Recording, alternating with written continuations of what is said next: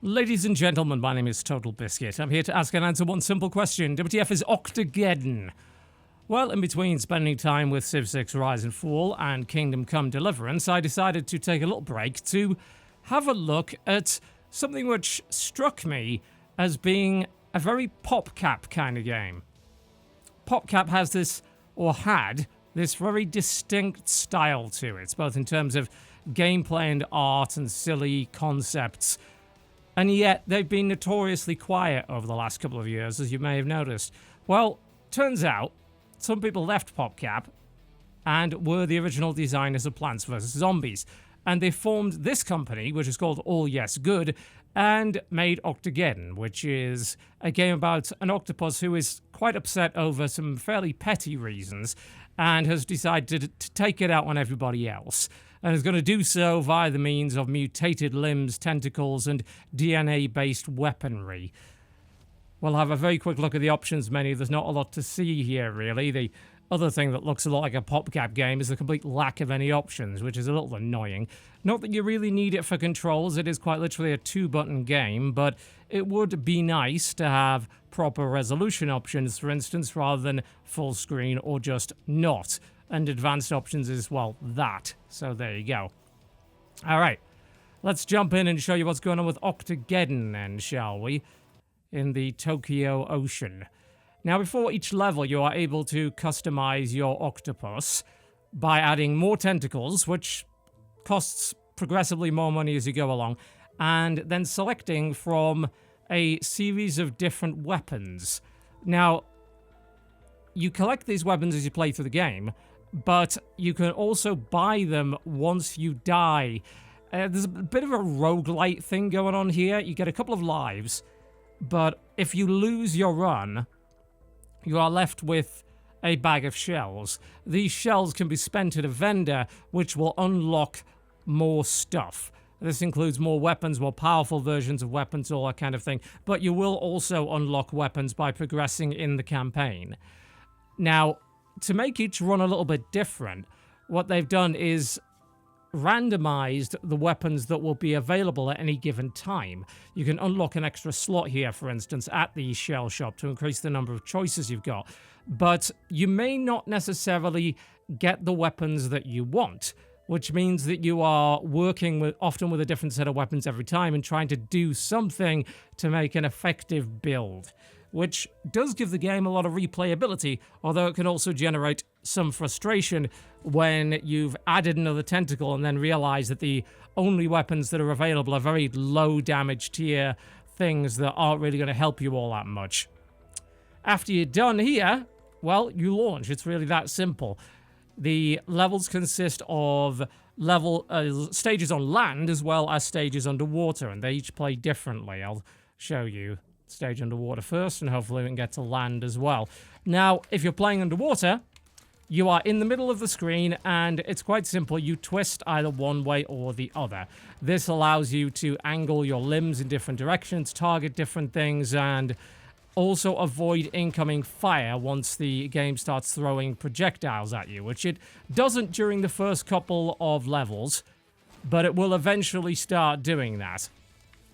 This is all you can really do, other than activate certain power-ups that you got. For instance, this pufferfish that's hanging around down there, he's not just here for his own personal amusement, he is actually a weapon, and I can use him when I so desire. Like that, for instance. There you go, and now he's on a bit of a cooldown. Seems simple enough, right? Well, it gets surprisingly hectic really, really quickly. And this also depends on what weapon loadout you happen to have. You'll probably notice here that that submarine got awfully close. Well, it's a pretty tough one. And while I do have some ranged weapons that are pretty effective at getting rid of the smaller submarines, they're not necessarily so good at eliminating the larger ones. And they also vary up which enemies are going to be thrown at you every single run. So you do have to watch out for that. In this case, I do have two very powerful melee weapons, but they're short range, so I've got to make sure that my timing is correct. In the underwater levels, timing is kind of critical. You've got to figure out how fast those enemies are going to reach you, and as a result, prepare your particular weapons and concentrate your firepower in the right places. You can't just randomly aim at different enemies and hope for the best. You have to know, look, I'm going to be able to kill this before it reaches the center of me. Otherwise, that will happen, and you will take damage. So you do want to avoid that wherever possible. The levels are usually just a couple of minutes each. You'll be rewarded with gold that can be spent, and either with shells at the end of the level or with a new tentacle unlock, which means you can grab a new weapon type as well. Simple as that, really. Well, there's an example of how everything's sort of been shaken up. Again, it randomized which weapons I had available. So I'm thinking to myself, do I want to replace one of these with, say, the frog? The frog's a bit pricey, but it is quite a powerful weapon. Lets me grab something and swing it around to do damage. That's going to change my playstyle around significantly, but it might not be a bad pickup. So I'm going to grab that. There we go. And then I can show you what's going on with that. And on we go. And then once we reach land, you'll see how the gameplay differs there. Now, all of the weapons are going to auto-fire. I'll try and show you what the frog does, if I can actually hit anything with it. These guys perform just a little bit differently. I actually haven't encountered those enemies before. The enemy variety is surprisingly high. I was expecting to run into the same enemies over and over again that all did the same sort of thing, especially since the vast majority of them are melee enemies. So it's like, how much can you really do with that?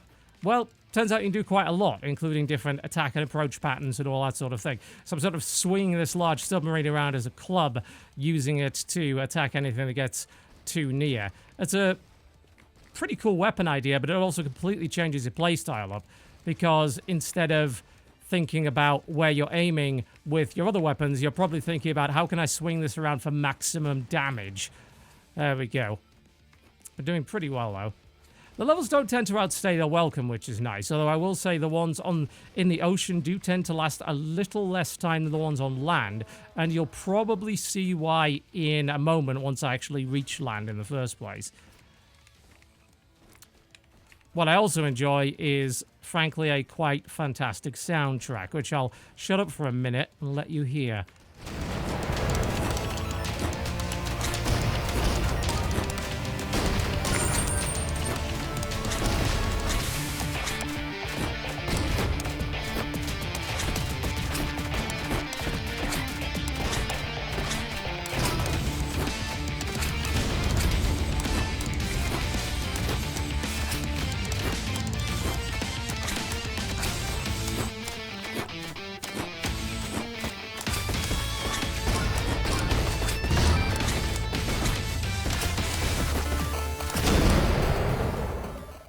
Pretty good, right? Nice little mix of metal and nautical themes and all sorts of things like that. It's good to listen to. Alright, I don't think there's really anything I want here. Chicken's not bad. It fires exploding eggs. I haven't actually tried the snail yet. I think it just blocks things for a little while. I think I'll stick with what I got and keep saving. Extra lives are a bit pricey. Just need to do one more level and then we can get on land and show you how that works. The game is at risk of outstaying its welcome, because it is the same thing over and over again. But I think they have designed the campaign, for the most part, in a way that should encourage replayability. What I will say is the first couple of runs are a little weak in that regard. And I've just died immediately. There we go. They are a little weak in that regard because you don't necessarily have an awful lot of options. And the enemy variety is also not as high. As you do more runs, the levels will also spawn different kinds of enemies, so you are dealing with more complex stuff sort of right off the bat, but you also are able to gain more powerful weapons right off the bat.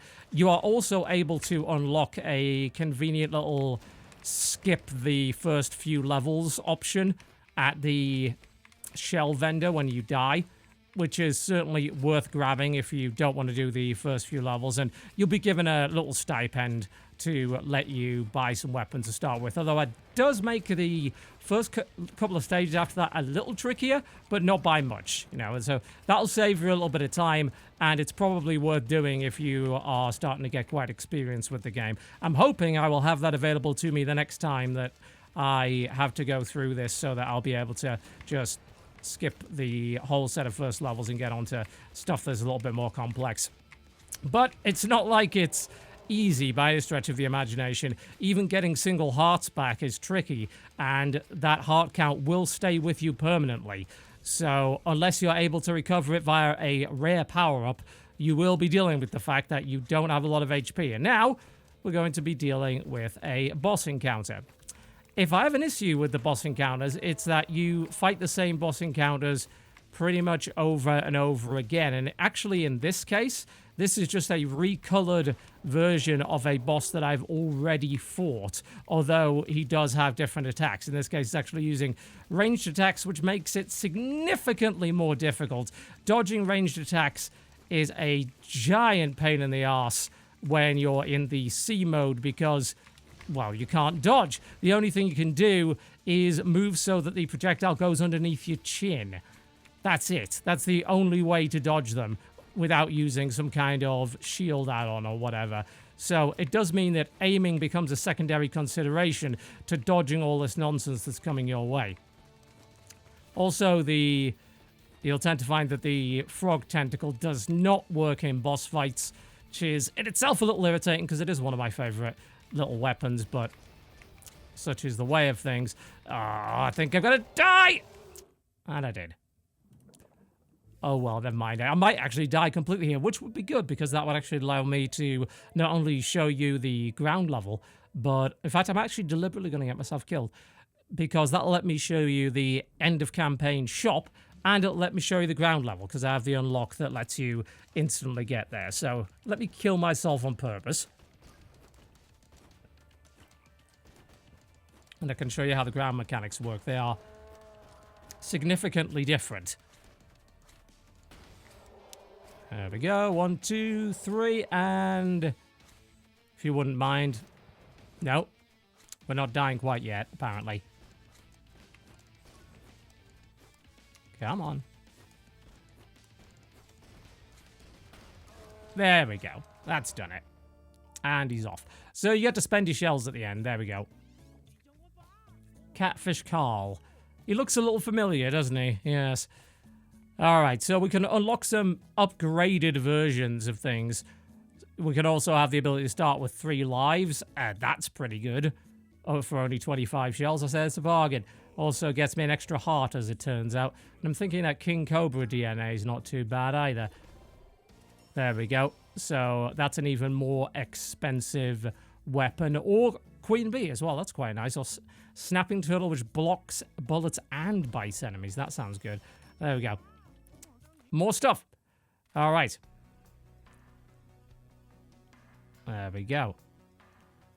Now, once I go into this level, I'll be able to go through a portal, which will immediately allow me to skip ahead to the land. So we'll grab a couple of upgrades. Not that we can afford too many. I'll get a Cobra there, attach it on. Grab the chicken for the back. I do like that. Add one more tentacle and maybe just pop the penguin on it. That should do the trick. All right, so this is the ground gameplay. Now this you actually get to roll backwards and forwards, and you generally have to break through buildings and reach the end. Now the rolling backwards and forwards bit is interesting because it disables whatever weapon is forced into the ground. So you have to be much more considerate with where you place your octopus.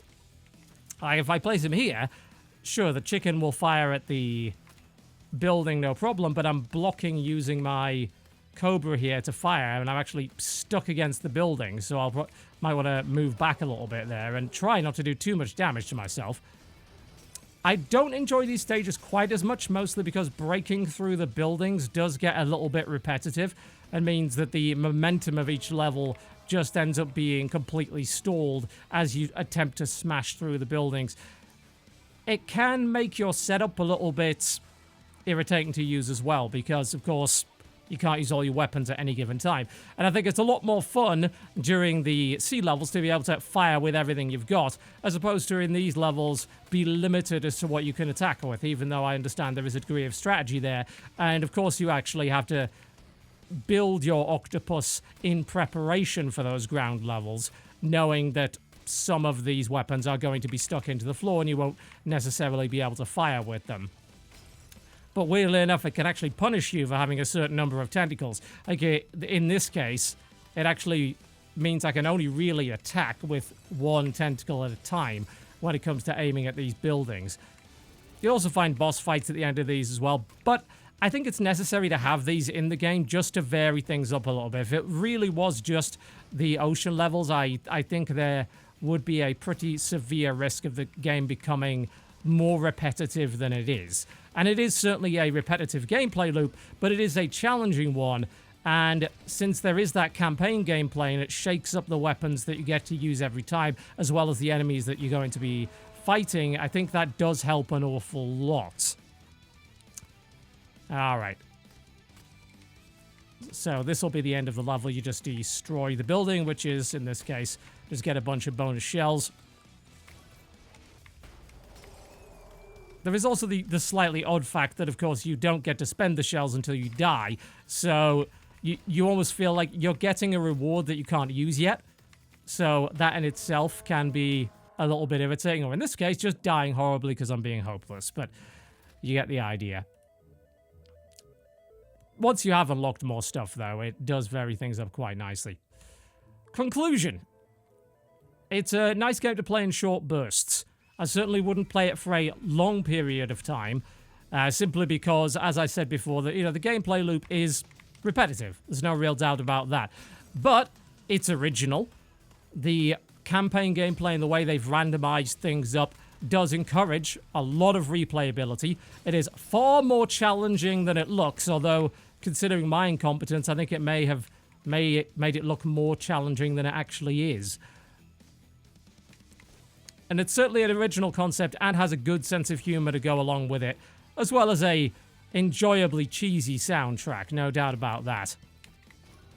As a direct result, I don't really have too many problems recommending Octogeddon.